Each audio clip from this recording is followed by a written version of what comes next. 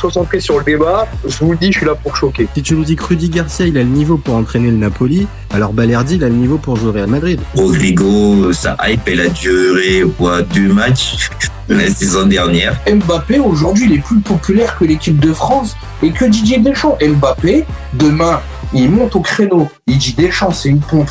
Ils font un changement d'entraîneur. T'es sûr que 48 heures après, Deschamps, il a sauté.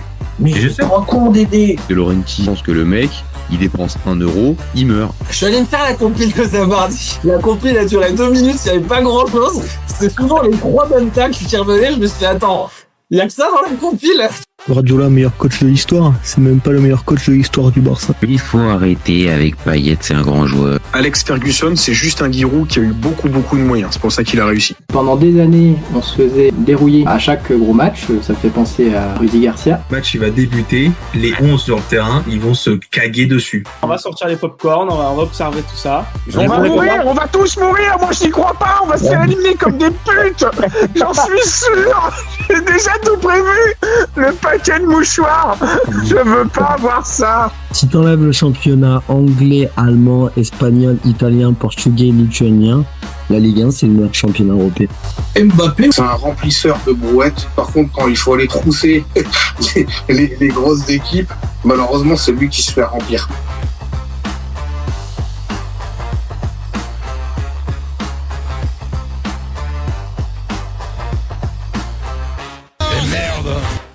Salut à tous, super content de vous retrouver pour un nouveau débrief du Mondial 2026 du FC Copain. Alors, pour ce petit débrief, parce que il va pas durer très longtemps malheureusement ce débrief, parce qu'on va vite enchaîner avec un Suisse-Bosnie dans un peu plus de 20 minutes. Mais je pense que ce match nul entre les Tchèques et les Sud-Africains, il mérite quand même un tout petit peu d'être débriefé les copains. Donc, comme d'hab, vous n'hésitez pas, vous commentez, vous likez, vous partagez. Mes cheveux sont en bataille, c'est n'importe quoi. Vous commentez, vous likez, vous partagez. Si vous découvrez la chaîne, vous vous abonnez. Hein, c'est ce qui nous donne de la force, c'est ce qui nous donne envie de continuer. Décidément, mes cheveux. Voilà. Et puis, c'est plus sympa aussi si vous participez au débat, les copains. Voilà. Donc, qu'est-ce qu'on pense de ce match nul? Est-ce qu'il y a un vrai vainqueur dans cette opposition République tchèque et du Sud? Est-ce qu'il y a vraiment une équipe qui s'en sort mieux qu'une autre? Parce que au final, c'était deux équipes. Je suis en train de partager les stats. C'était deux équipes qui avaient perdu le premier match, et avec ce fameux match nul. Et là au final les copains, je vous le dis, hein, là il y a il y a deux équipes qui se retrouvent avec juste un point.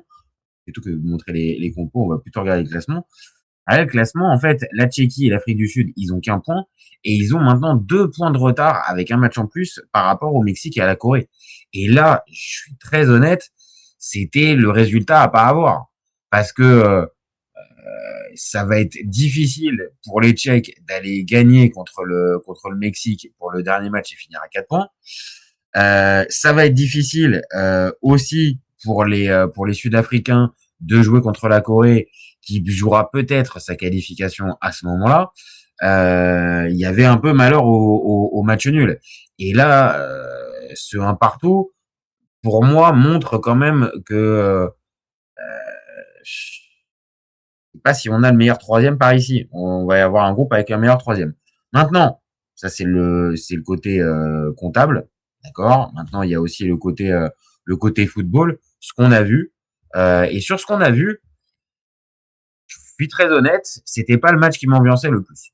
Voilà. Je me suis dit que les Tchèques, vu leur premier match contre les Coréens et vu ce qu'ils avaient proposé, bon, c'était pas extraordinaire. Et les Sud-Africains, j'avais été super déçu.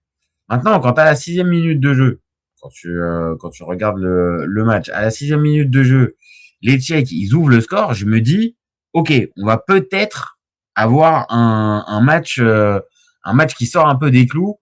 Et alors je dis pas forcément un match fou, mais là les Tchèques qui prennent confiance, ils vont peut-être aller essayer de pousser pour marquer le deuxième. Et comment va réagir l'Afrique du Sud? Et ce scénario, il est pas arrivé, parce que les Tchèques Alors, je dis pas qu'ils se sont cantonnés à mettre le bus, hein. Je dis pas du tout ça, hein. Mais ça a pas joué véritablement offensif. Alors, il y a un petit message de Schweppes Citron, salut mon copain, qui dit: je trouve que le match nul représente bien la philosophie du match. Les Bafana finissent très bien la rencontre. Et c'est vrai. Là, on est sur le début de match, mon copain, mais oui, t'as raison. La fin de rencontre est beaucoup plus à l'avantage des Sud-Africains. Et c'est un peu le creux de la discussion que je vais lancer. C'est, pour moi, les Tchèques, ils font trop peu. Ils font trop peu pour pouvoir obtenir cette victoire qui est tellement importante pour eux. Ils ont des joueurs, hein. Alors peut-être que c'est pas des joueurs top niveau avec toutes les références qui vont, mais ils ont des joueurs, hein. Et Patrick Schick, qui est doit être normalement un peu l'emblème de cette équipe tchèque, ils toussent quoi. Ils toussent. C'est pas du tout un bon Patrick Schick depuis le début de la compétition. Déjà contre les Coréens, je l'avais pas trouvé extraordinaire. Là ce soir, c'est encore très très moyen. Lozek, alors oui, il est généreux, il se donne, mais pour moi la vraie qualité, elle se situe plus au milieu. Et on le voit bien dans les notes. Les notes, elles sont beaucoup mieux pour les gars du milieu. Donc évidemment, Sadilek qui va marquer. Alors en plus, c'est un joli but, hein. Très très joli but de la part des Tchèques. Très belle action. Limite, ça doit être à une touche de balle. Ça doit être une touche de balle en tout cas sur la fin. Je vais regarder qui est le passeur décisif.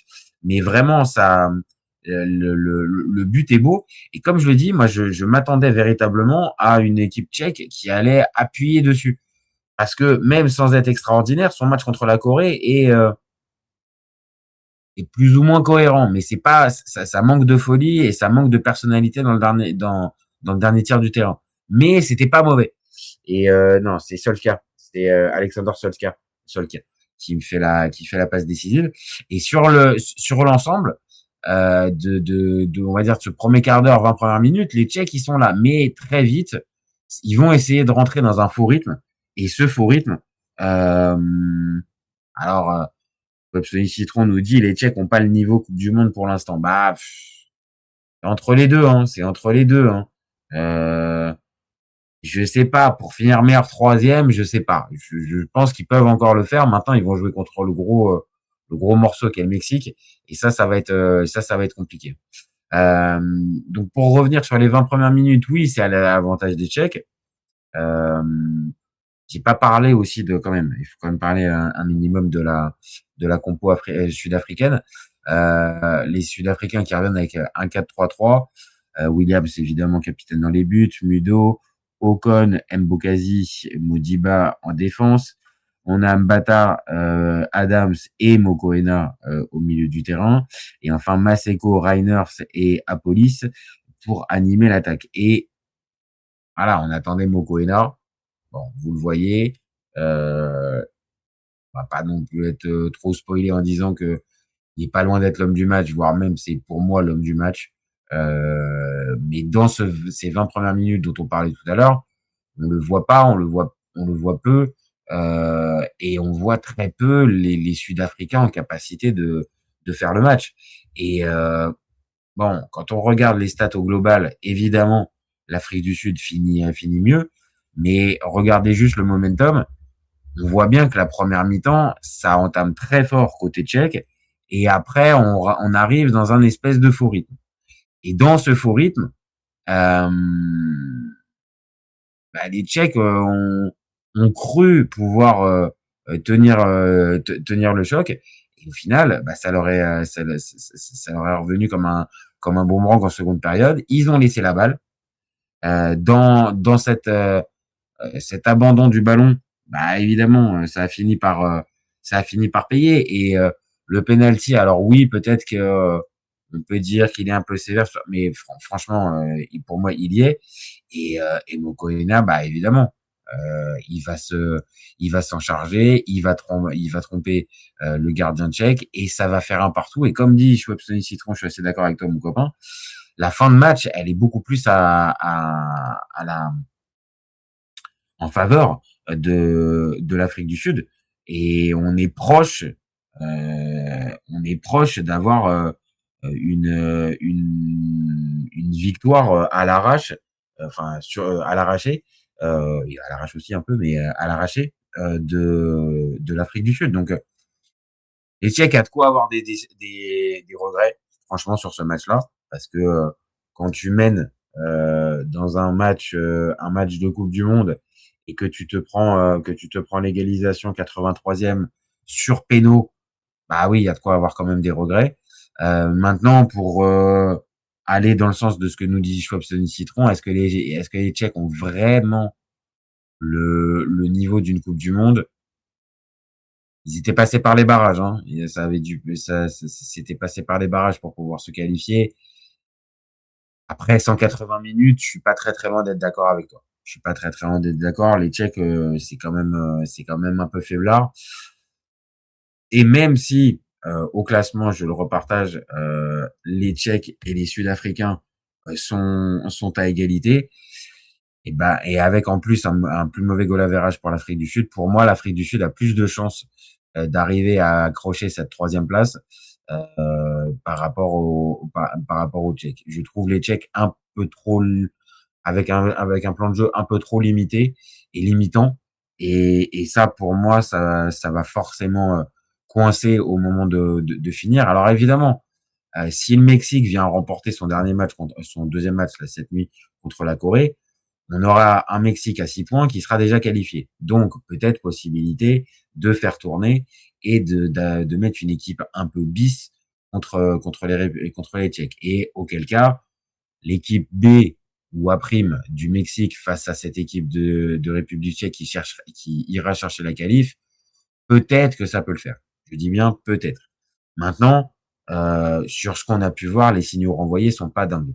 Et à l'inverse, même si encore une fois le score est d'un partout, pour moi, côté Afrique du Sud, bah, il y a peut-être un peu plus à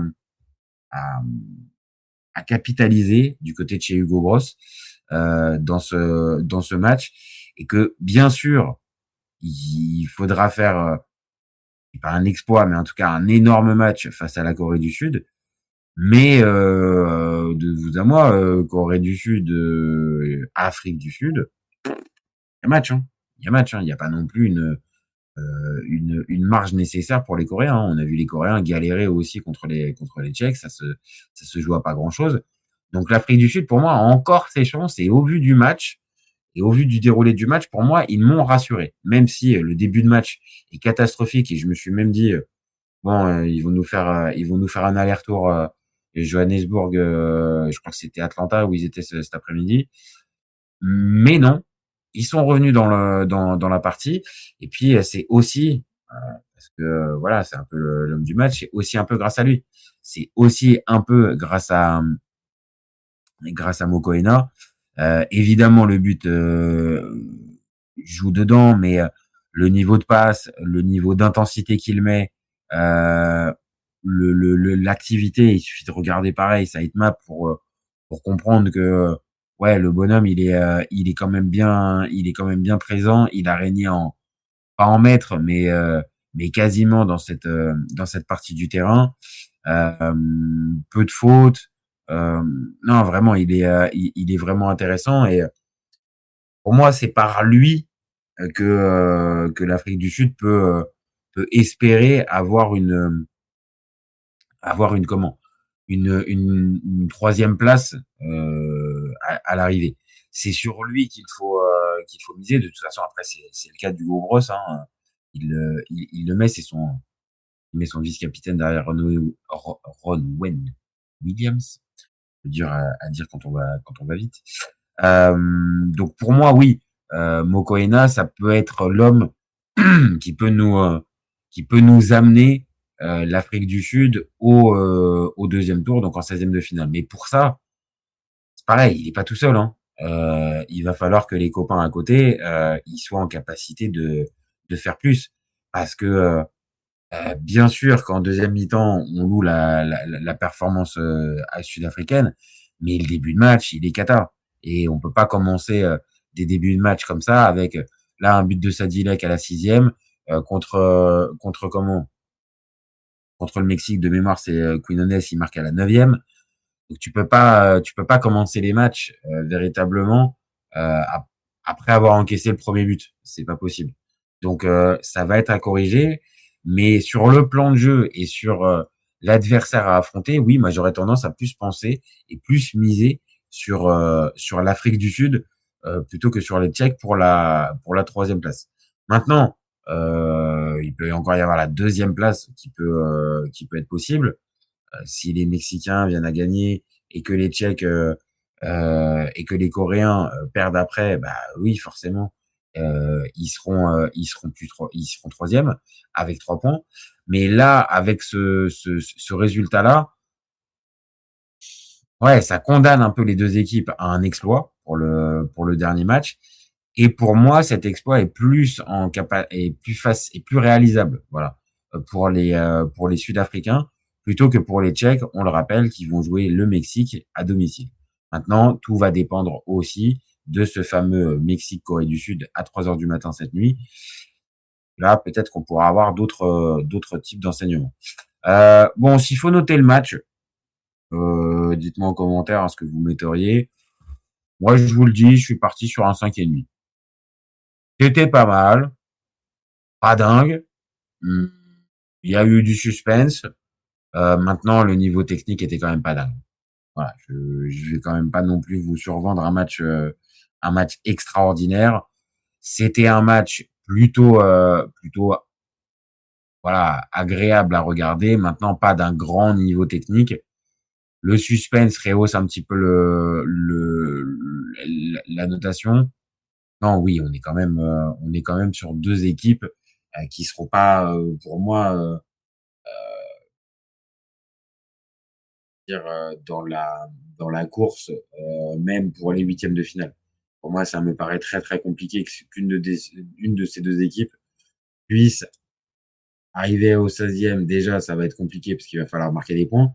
Mais alors, se qualifier pour plus après, sur ce qu'on a pu voir, non. Là, les copains, ça sera sans moi. Donc voilà, un 5,5, un match plus ou moins sympathique à suivre. Un match de Coupe du Monde, en fait. Un match de Coupe du Monde.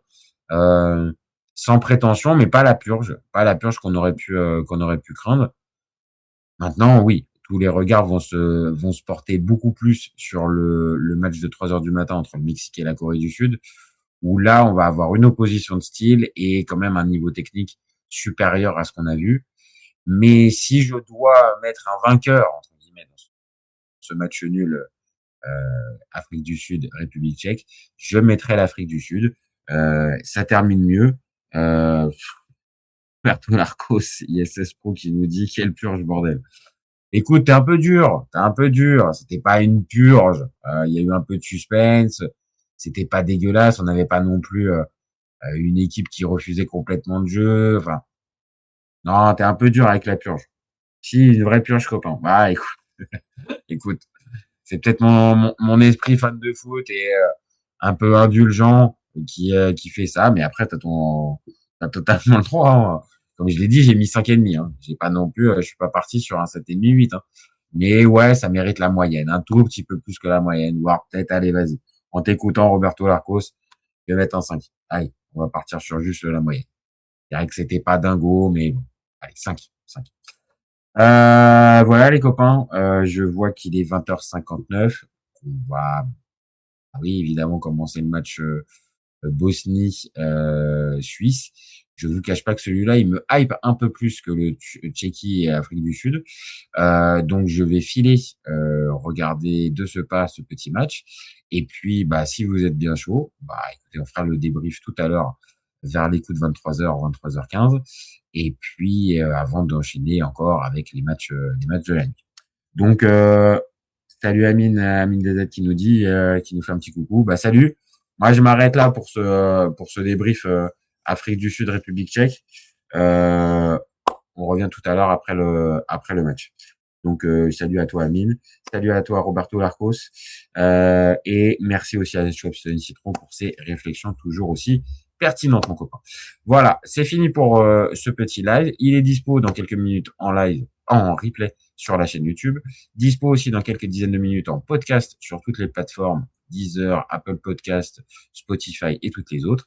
Et puis, comme d'habitude, vous gardez en tête qu'OFC Copain, on est ouvert toute l'année et encore plus pendant le Mondial 2026. Ciao, ciao les copains. Ciao, ciao.